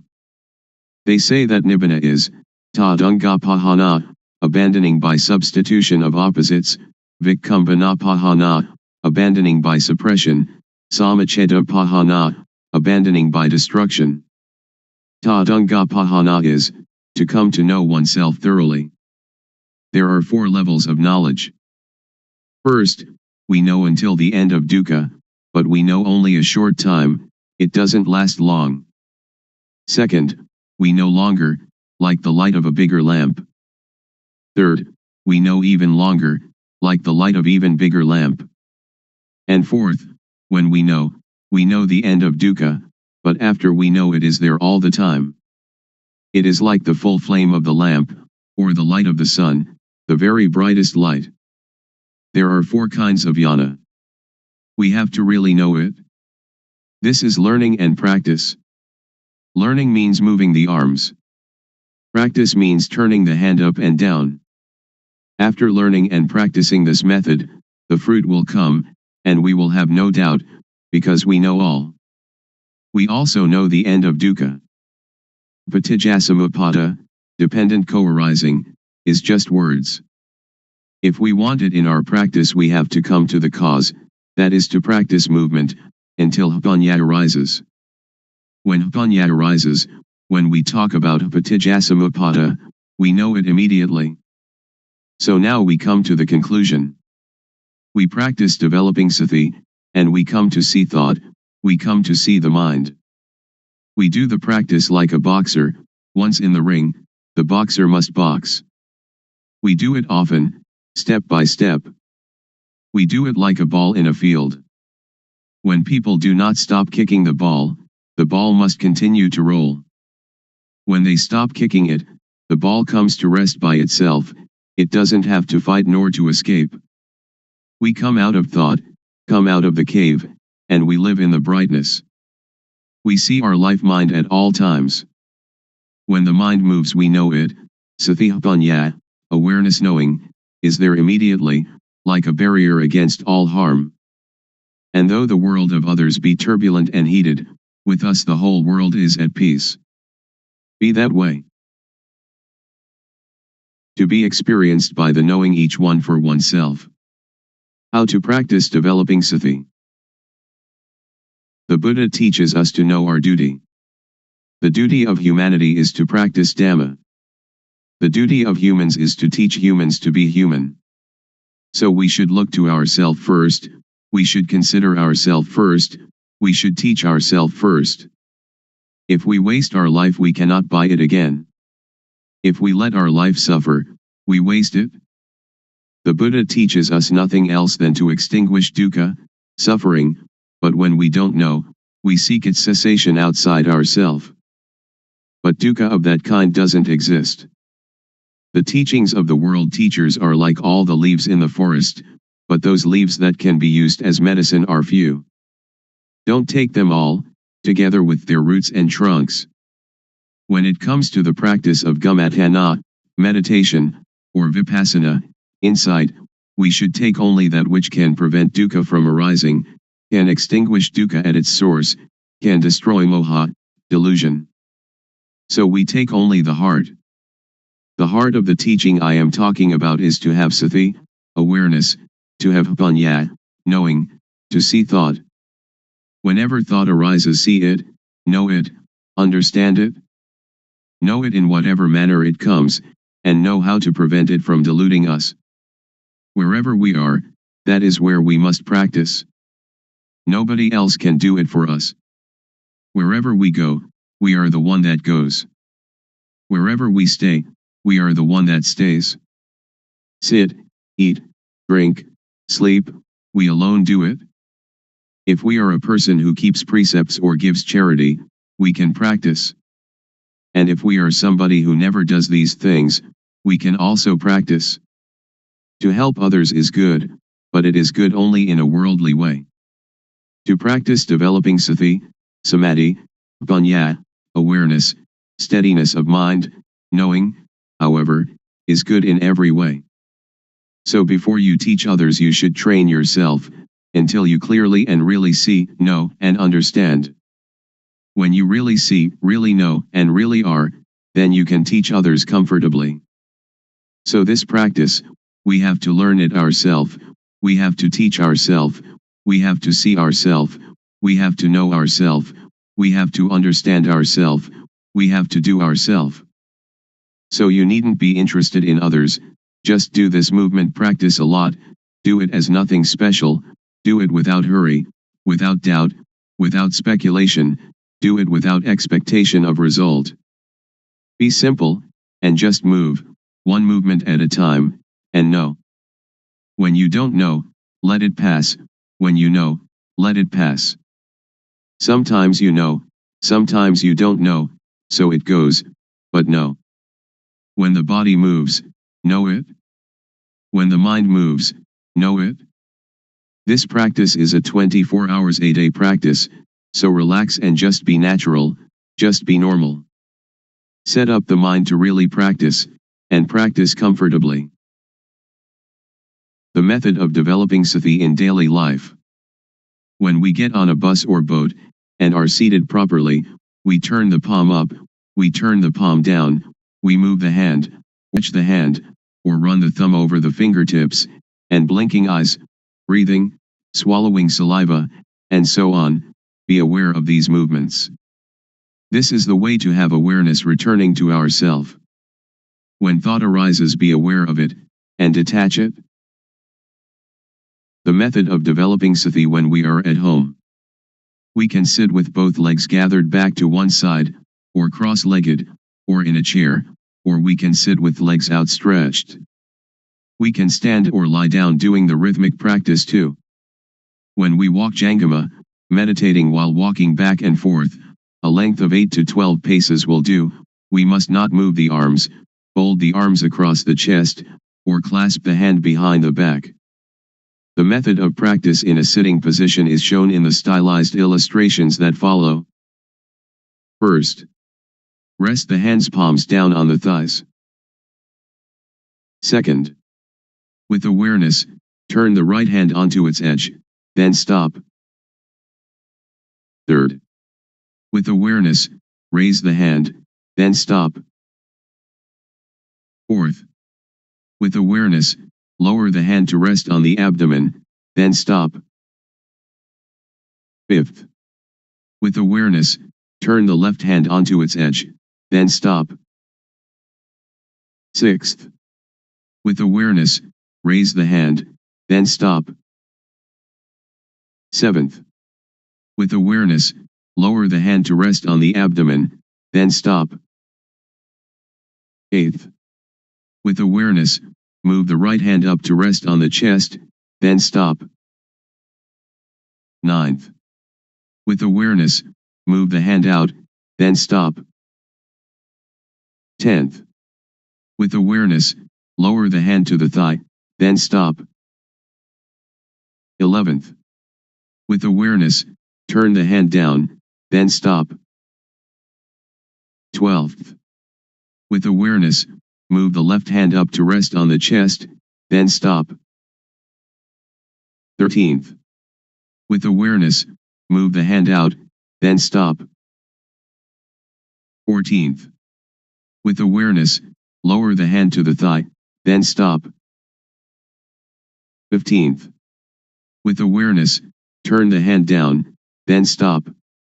And repeat this cycle of movements again and again. Good in the beginning, excellent in the middle, and miraculous in the end. The object of the practice of developing sati through the method of movement. Stage 1. Suppositional object. We must know Rup Nam, body-mind, must know Rup acting, Nam acting, must know Rup disease, Nam disease. There are two kinds of Rup disease, Nam disease. With diseases of the body, like headache, stomachache, and wounds, we have to go and see the doctor at the hospital. The disease of the mind is dosa, moha, lopa, anger, delusion, greed. For a cure we must depend upon this method of developing sati, awareness. Then we must know dukkhang, anajang, anatta, suffering, impermanence, not self, unbearable, unstable, uncontrollable. Then we must know samyati, supposition. Whatever samyati is in the world, know it to the end. Then we must know sasana, religion, we must know Buddha sasana, Buddhism.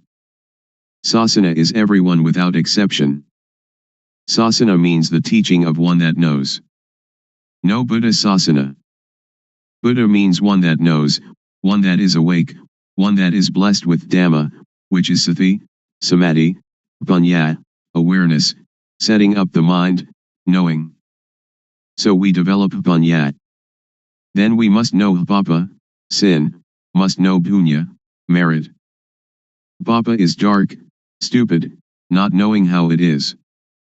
Punya is clever, knowing everything. Whoever doesn't know is called somebody who still doesn't have punya. End of stage 1.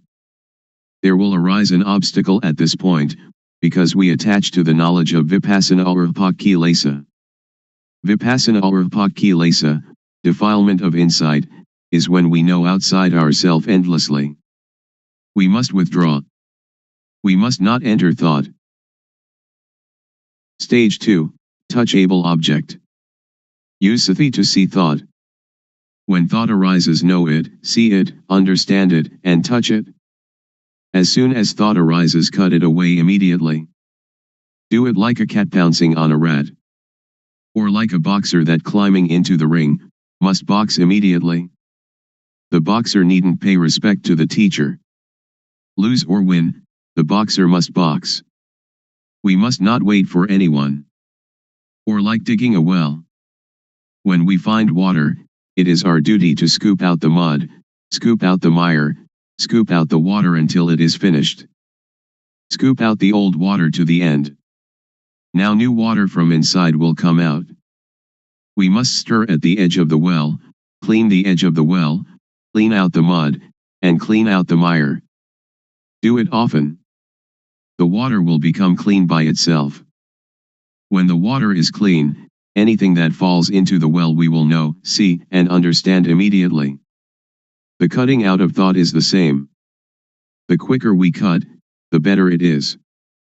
Then let us see Vatu, thingness, see Paramutha, mind touchable, see Agara, change in Jess. Vatu means things that exist in the world, everything in humans and the mind of humans and creatures. Paramutha means things that really exist, we are seeing, having, being it, right now in front of us, touchable with the mind. Agara means change in Jess. Suppose we have a full can of dye, originally of 100% quality. If we dye cloth, it will adhere to the material 100%.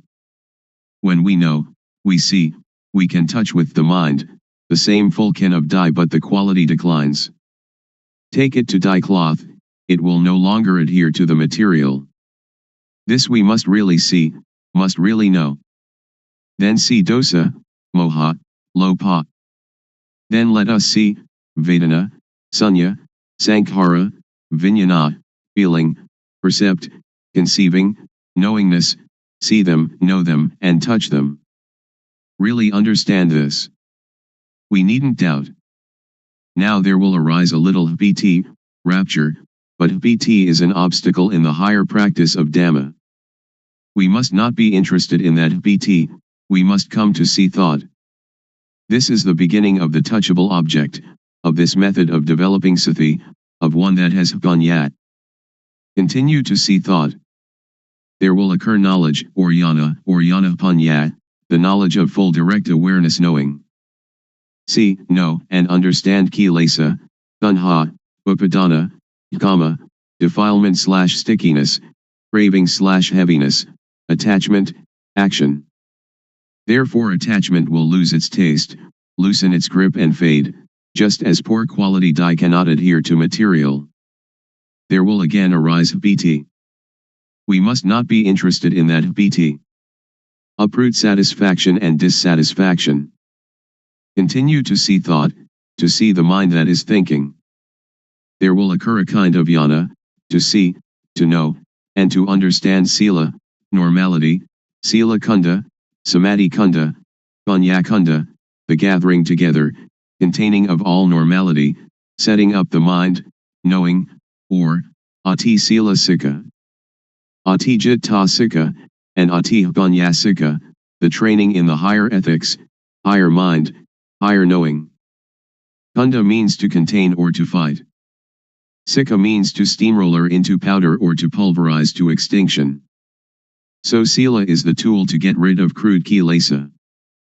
Crude kilesa is dosa, moha, lopa, kilesa, tanha, upadana, kama. When these lose their taste, fade, and loosen, then sila occurs.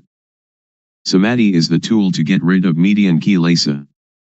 Median kilesa is calmness, which is to see, to know, and to understand gamazava, pavasava, abhijasava, under the control of sensuality, being, not knowing, because this kilesa is median kilesa, which makes the mind calm.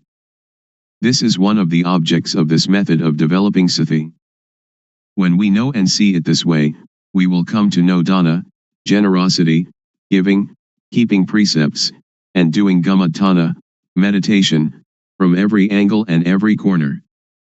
There will arise jnana panya in the mind. For a bad bodily action, know how it is papa, kama, harmful, benighted action, and, if there really is a hell, into which level we shall fall. For a bad verbal action, know how it is papa, kama, and if there really is a hell, into which level we shall fall. For a bad mental action, know how it is papa, kama, and, if there really is a hell, into which level we shall fall. For bad bodily, bad verbal, and bad mental actions together, know how they are papa, kama, and, if there really is a hell, into which level we shall fall. For a good bodily action, know how it is punya, kama, beneficial, wise action, and, if there really is a heaven or nibbana, to which level we shall go. For a good verbal action, know how it is punya, kama, and, if there really is a heaven or nibbana, to which level we shall go. For a good mental action, know how it is punya, kama, and, if there really is a heaven or nibbana, to which level we shall go. or good bodily, good verbal, and good mental actions together, know how they are punya, kama, and, if there really is a heaven or nibbana, to which level we shall go. End of the object of this method of developing sati. It will be the greatest, most wonderful unfolding, which is in the mind of everyone without exception. If we still do not know it now, when the breathing is nearly finished we most certainly must know.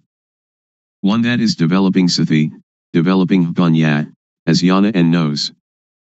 But somebody who doesn't develop sati doesn't develop panya, when the breathing is nearly finished it will be the same, but they will not know, because they have no yana.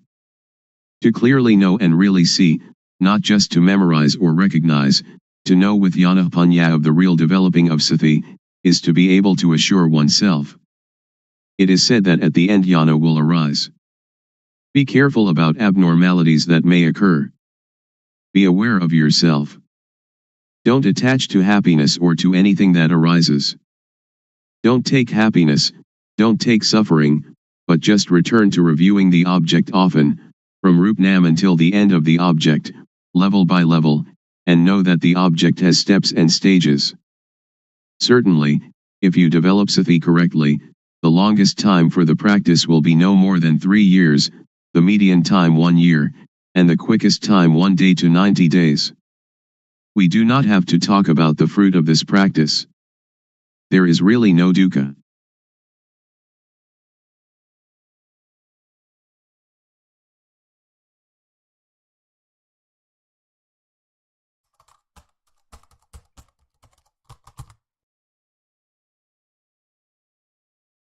May all beings be at ease.